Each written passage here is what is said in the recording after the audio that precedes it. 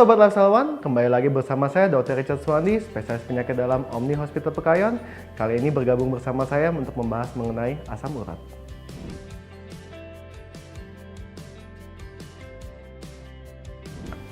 Asam urat sendiri sebenarnya adalah produk metabolisme protein yang disebut juga proteinnya itu purin namanya.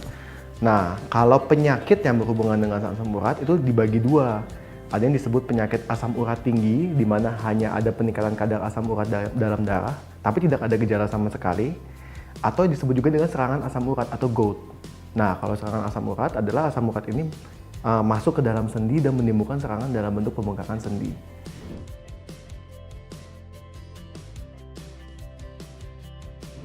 Penyebab asam urat sebenarnya asam urat ini secara normal akan dimetabolisme di ginjal. Jadi ketika kita makan makanan yang tinggi protein yang jenisnya purin terutama, purin ini akan dimetabolisme menjadi asam urat. Monosodium urat bahasa Inggrisnya. Asam urat ini akan dibuang melalui ginjal, melalui urin. Nah, jadi hal apa saja yang menyebabkan asam urat seseorang tinggi? Tentu saja ada beberapa faktor. Di antaranya yang paling pertama adalah asupan asam uratnya yang memang terlalu banyak, makanan-makanan yang mengandung asam urat yang mungkin nanti akan saya bahas. Nah, yang kedua adalah memang ada gangguan fungsi ginjal, di mana fungsi ginjal terganggu sehingga asam urat yang diproduksi di badan tidak bisa dikeluarkan. Nah, baru yang terakhir adalah faktor-faktor genetik, di mana memang secara genetiknya pasien ini memiliki keturunan asam urat tinggi di keluarganya, jadi memang kemampuan metabolisme asam uratnya, metabolisme purin di badannya memang tidak sebaik manusia lain pada umumnya. Banyak yang bilang ya, katanya asam urat itu kalau tinggi saya lehernya kenceng dok, kalau tinggi badan saya pegel-pegel dok. Sebenarnya itu tidak seperti itu. Asam urat tinggi di dalam darah hampir tidak memberikan gejala kecuali terjadi serangan asam urat. Dan kalau serangan asam urat gejalanya selalu khas. Sendi yang terkena itu akan bengkak, merah, nyeri sekali, susah digerakkan, dan biasanya si penderita itu ya memang nggak bisa menggerakkan, keluhannya sakit sekali gitu. Jadi kalau di luar itu asam urat tidak akan memberikan gejala. Kenapa gejala-gejala serangan asam urat sering diidentikan dengan keluhan-keluhan ini, perut leher kencang? Karena memang makanan yang tinggi asam urat biasa juga tinggi kolesterol. Jadi mungkin si pasien ini kolesterolnya juga tinggi, atau ada tekanan darah tinggi juga, kegemukan, atau ada faktor-faktor lain yang menyebabkan mungkin dia kurang olahraga, jadi gejala-gejala yang pegel-pegel, leher nggak enak, kepala sakit, itu semuanya seolah-olah salah si asam urat ini. Padahal asam urat sendiri tidak memberikan gejala sampai terjadi serangan asam urat.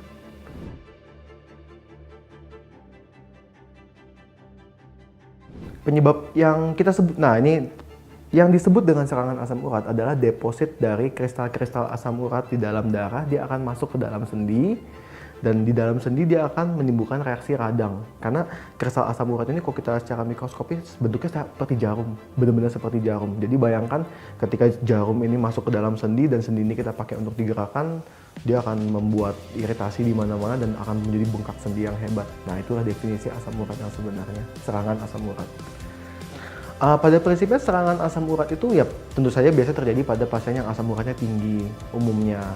Nah, namun bisa juga pada pasien yang asam uratnya sudah terkontrol, namun memang dia sudah sempat ada riwayat asam urat tinggi dan dia melakukan aktivitas-aktivitas yang merangsang si asam urat di dalam sendi ini. Jadi asam urat yang seseorang yang asam uratnya yang asam uratnya tinggi, dia pasti ada kandungan asam urat di darah dan di dalam sendi. Di dalam sendi, kristalnya ini kita bilang dorman, dia tenang, dia tidak oleh daya tahan tubuh kita dia distabilkan sehingga dia tidak menimbulkan reaksi apapun. Tapi katakanlah si pasien ini melakukan aktivitas fisik yang berlebihan, misalnya hiking, banyak jalan, atau high sport impact, main futsal, bulu tangkis. Nah, di dalam sendi ini kan jadi ada stres ya, ada impact yang besar. Nah, si kristal ini akan menimbulkan reaksi yang tadinya dia stabil, dia akan menjadi tidak stabil dan akan menimbulkan serangan asam urat. Itu yang kemungkinan pertama. Jadi memang karena ada aktivitas fisik dari seseorang yang punya asam urat tinggi makanya dia serangan. Yang kedua tentu saja apabila orang yang sudah asam urat tinggi ini memiliki asupan asam urat yang banyak, mungkin dia makan seafood, mungkin dia makan makanan yang melinjo, tinggi-tinggi asam urat itu, nah itu menyebabkan peningkatan asam urat di dalam darah. Kan asam uratnya akan diserap dari usus di dalam darah. Nah ketika badan tidak bisa membuang asam urat yang berlebih dalam darah, ya dia akan simpan ke dalam sendi. Asupan asam urat baru ke dalam sendi ini yang menimbulkan reaksi peradangan di dalam sendi si pasien.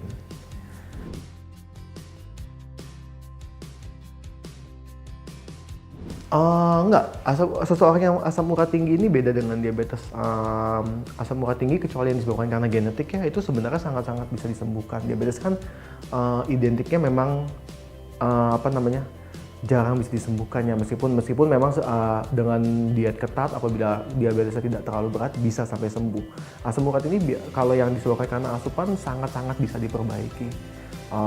Apabila si pasien memperbaiki asupannya dan mungkin menggunakan obat-obatan asam urat apabila dibutuhkan sesuai petunjuk dokter, dia bisa tidak ada serangan asam urat lagi sama sekali.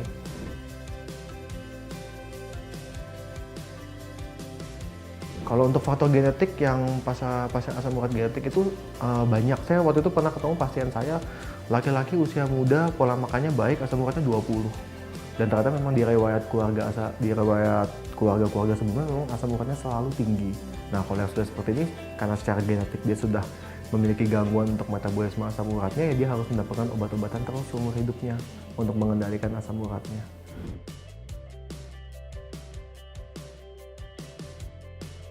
Asam urat yang normal itu sebenarnya antara laki-laki dengan wanita ada sedikit perbedaan.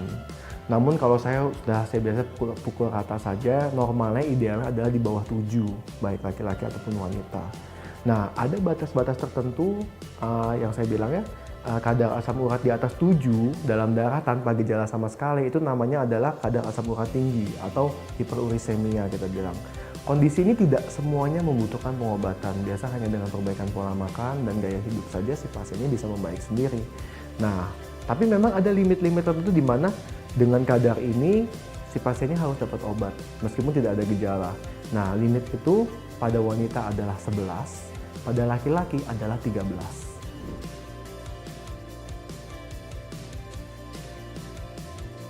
Persamaan asam urat dan rematik adalah sama-sama menyerang sendi. Dan persamaannya sampai situ saja. Rematik sendiri adalah sebenarnya banyak sekali ya penyebabnya, tapi kita di sini yang saya asumsikan adalah radang sendi karena usia ya. Jadi pada sendi-sendi rematik ini biasa selalu terkena bisa sendi-sendi kecil atau sendi lutut. Asam urat sangat jarang menyerang sendi-sendi tangan dan lutut. Asam urat biasanya menyerang sendi kaki bagian bawah. Selalu yang paling sering terkena itu sendi jempol 1, sendi jempol kanan kiri itu paling sering. Kemudian mata kaki, pergelangan kaki. Kenapa begitu? Karena asam urat ini si kristalnya mengikuti arah gravitasi saja. Jadi karena sebagian besar kita menghabiskan waktu kita dengan duduk dan berdiri, memang yang paling sering serangannya di bawah. Saya pernah dapat kasus di mana pasien ini mengalami serangan asam urat di tangan atau di dada. Tapi kasus-kasus ini berarti terjadinya pada saat si pasien sedang tidur. Dan itu kasusnya jarang sekali. Dia yang intinya konsepnya adalah kristal asam urat ini mengikuti arah gravitasi dan hampir tidak pernah menyerang kedua kaki. Bedakan dengan artritis itu sering ya misalnya pada nenek-nenek usia 70 tahun, sering sekali kedua sendi lututnya, sendi punggungnya sakit. Nah, dibilang asam urat, nah itu nggak cocok ya gitu. Dan serangan artritis ini atau rematik ini prosesnya kronis, lama. Jadi ketika ditanya pasien biasanya sakitnya udah berapa lama? Udah 1 bulan dok, sakit-sakit terus. Asam urat nggak seperti itu. Asam urat itu tuh tidak ada gejala sama sekali, tiba-tiba suatu hari sakit sekali, bengkak sekali, pasiennya nggak bisa jalan, biasa minta dirawat ya kalau yang bengkak banget ya.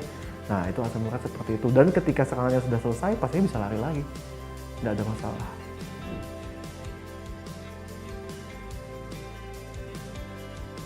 Tentu saja karena asam urat ini sangat erat hubungannya dengan fungsi ginjal, lebih banyak terkena pada yang usia tua.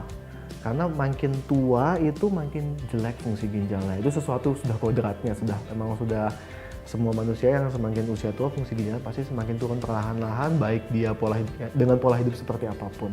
Nah yang kedua tentu saja pada pasien-pasien yang obes atau kegemukan. Karena tentu saja selain pasti intake-nya banyak, makannya banyak sehari-harinya, pasien ini biasa nggak bergerak, jarang gerak, dan berat badannya berat sekali, jadi beban di kakinya itu besar. Jadi dengan sekian langkah saja kristal asam uratnya ini bisa terangsang menimbulkan serangan asam urat.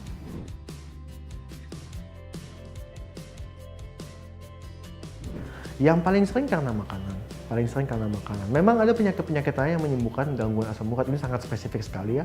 Tapi yang Sobat Life One perlu ketahui mungkin hanya gangguan ginjal untuk saat ini. Memang ada penyakit-penyakit lain seperti penyakit leukemia. Penyakit leukemia itu asam uratnya tinggi. Tapi untuk dijelaskan saya di sini mungkin sangat-sangat agak terlalu detail ya. Dan penyakit-penyakit kanker-kanker tertentu, penggunaan obat-obatan hormonal atau obat-obatan tertentu itu memang bisa meningkatkan kadar asam urat secara tidak langsung, tapi karena itu sangat spesifik sekali mungkin diskusi sama dokter aja kalau misalnya lebih tahu.